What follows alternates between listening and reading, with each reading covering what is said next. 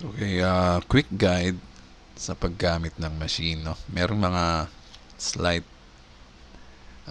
issue na mga tinatanong. So, ganito yan, no? First, yung yung nabubulunan yung nagcho-choke yung machine, no? Nagkakaroon ng bara dito kung saan ginigiling yung palay. Dahil doon, nahihirapan umikot yung motor. Humihinto. Tapos, uugong lang yan. Siyempre, hindi niya na kaya. Nabara na eh. Naipit na. So, ang kailangan yung gawin, ganito. Pagka nag-choke yung daluyan dito ng kung saan ginigiling yung palay, buksan nyo lang yung airflow nito at saka pindutin itong rectangle na to. Pag pinipindot yan, parang pinapalabas na yung parang binubuksan mo yung bibig, ganun. Para tulungan niya ilabas yung mga naipon dito. So, nangyayari yan minsan dahil pagka sobra yung higop nung palay, mas napupuno ito, mas marami na pumapasok kesa sa lumalabas. So, yun ang cause ng pag-choke. So, parang tao, ganun. Pagkasubo ka na subo, mabubulunan ka, no? So, kasi hinihigop niya yan eh. Tinutulungan siya ng grinder natin, higupin yung palay at papasukin dito sa body niya, no? So, dapat, yung pumapasok, tama lang din ang quantity. So, parang kung gaano karaming lumalabas, ganun din yung pumapasok. O damihan ng konti. Pwede naman siguro. Para hindi siya mabigla mag-choke. Okay? So, tandaan nyo, pindutin nyo lang to, open nyo lang yung airflow dito. Pindutin nyo lang to. Or, pagka huminto na, dahil huminto na yung machine, no? Siyempre, papaandarin nyo uli. Naipon pa rin dito, nakaipit pa rin dito yung mga palay. So, gagawin nyo lang, kahit naka-off yung machine, pindutin nyo lang din to. And then, galaw-galawin nyo yung belt. Hila-hilahin nyo para iluwa niya yung mga naipon dito. Okay? Pindutin nyo lang to. Parang spring yan. Ibubugan nyo yung mga naiwan dito sa loob. Kasabay ng paghila ng belt ng kamay. Okay? Huwag nyo muna i-on o tanggalin nyo muna sa saksakan yung yung motor bago nyo hawakan yung belt kasi delikado. So, ganun para mawala yung bara. And then, bago nyo uli paandarin, kailangan clear na yan. Nakasarado muna yung embudo, wala munang bumabagsak na palay, no? I-on nyo muna, paandarin nyo muna ng few seconds. Siguro mga 10 seconds o 20 seconds. Paandarin nyo muna siya habang walang dumadaloy at clear ito.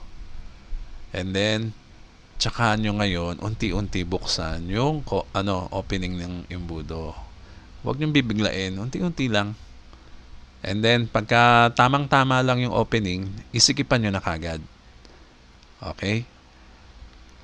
Huwag nyo i-full kasi pagka full, sosobra ang pasok eh. So, tamang-tama lang. Siguro mga higit kalahati lang ng butas, ganyan. Sabay sikipan nyo na. And then, aandar na yan ang dire-diretso. Okay, meron tayong another na kailangan yung malaman. Yung belt, no? Pagka yan medyo maluwag, aandar siya, umiikot siya. Kala nyo normal umiikot. Pero, hindi nyo napapansin, nag-i-slide siya dun sa sa wheel. Yung wheel ng motor or wheel dito, no? So, hindi maganda yung ganon. Kaya kailangan talaga tamang-tamang sikip lang.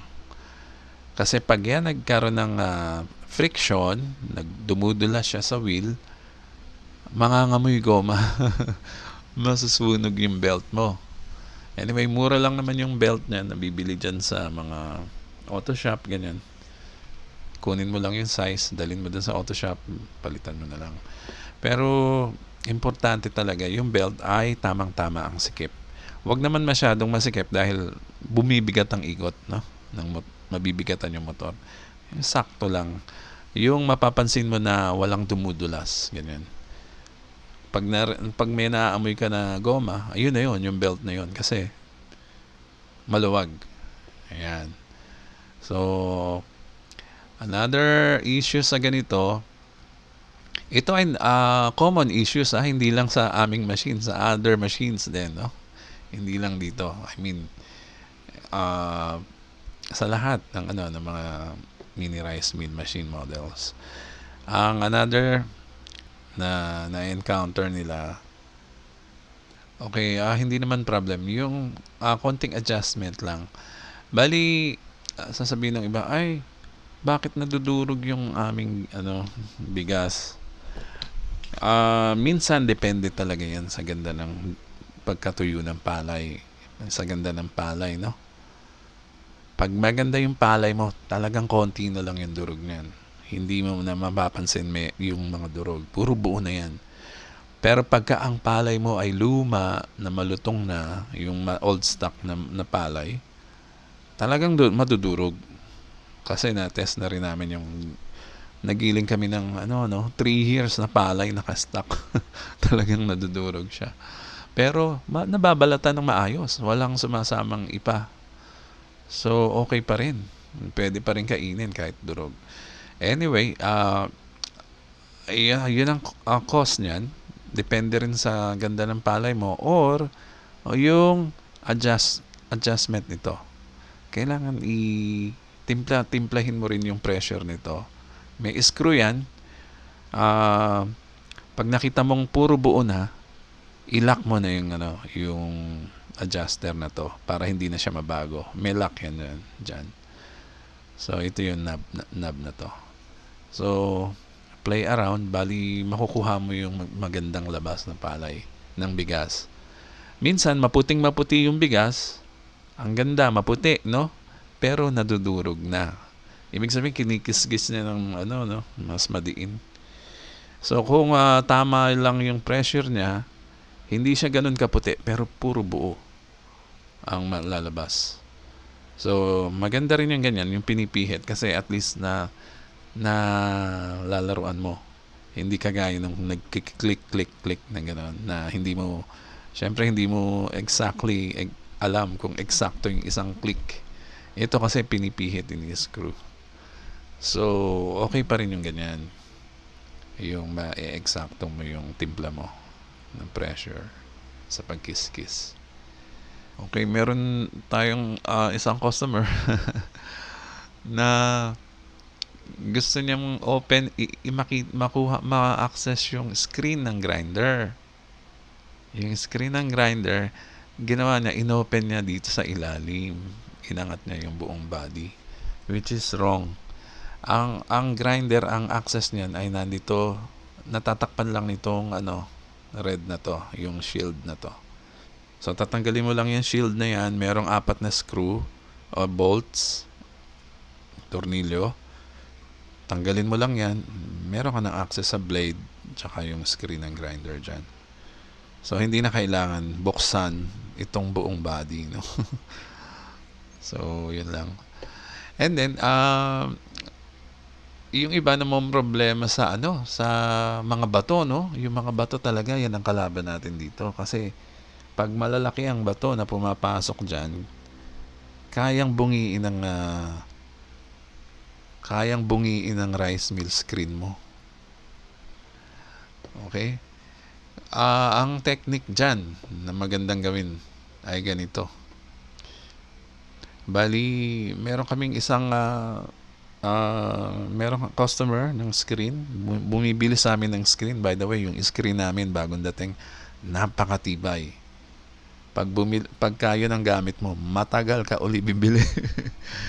minsan na subukan namin, pako ang sumama. Pako ang sumama sa palay, nakabaluktot pa, oh. Paglabas nakita namin may pako, siguro mga 2 inches. Hindi pa rin sira, tuloy-tuloy pa rin ang andar. Anyway, meron ginagawang technique yung ibang customer na napakagandang technique sa tingin ko ay ganito. Ang ginagawa nila para maiwasan yung yung mga bato, gumagawa sila na parang table diyan sa ibabaw ng embudo. Yan. Parang table lang. Sorry, medyo maliit ang screen ko. Yan, meron parang table na merong sasalo pagbuhos mo ng sako-sakong palay. Yan, sa ibabaw. Plywood lang yan. Tapos binutasan din nila sa gitna at nilagyan nila ng screen para habang binubuhos yung sako, ito puro angle bar lang yan, may paa. 4 na paa o kaya i-connect yan, 4 na paa. Tapos siguro i-connect mo para steady siya, i-connect mo dyan sa angle bar ng body ng mo. Nasa sa inyo na diskarte niyan. So, parang table yan, mas malaki ang buhos ng sasaluhin yan, no? Na ang buhos ng sako-sakong palay. And then, minamasa ng kamay para nasasala ng screen yung mga bato. So, ganun ang napakagandang way para iwasan natin. Hindi mo na kailangan bumili ng mini rice mill na complicated, no? Yung iba, sabi nila, maganda to. May nagbabibrate, natatanggal yung mga bato. Actually, maganda nga yun, pero syempre, maganda rin ang presyo nun.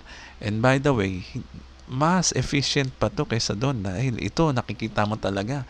Tsaka mas marami kang maibubuhos dito. Mano-mano lang, pero makikita mo, pagbuhos mo, diretso yung palay, walang bato.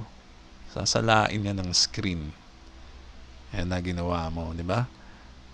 Yung iba, syempre gusto natin parehas lang naman eh. Actually, nag-innovate lang yung iba na magkaroon ng pangtanggal ng mga bato.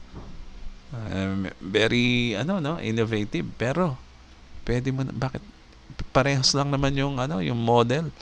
Bakit hindi na lang ikaw maggawa ng manual, mag-improvise ng ganito at magagawa ang trabaho ng maganda. Di ba? So, yan ay malaking tulong.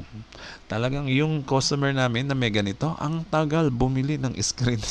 Sa amin, hindi na bumibili. Kasi yung screen niya nandito, naka-installed. Maaring mabungi yan pagka maraming mga batong sumasama.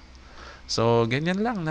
Siguro hindi ka aabot ng 2,000 niyan. Makakagawa ka na ng ganitong ganitong improvised na ganyan lang. Tapos tuloy-tuloy lang ang buhos and then mamasahin mo ng kamay, okay na.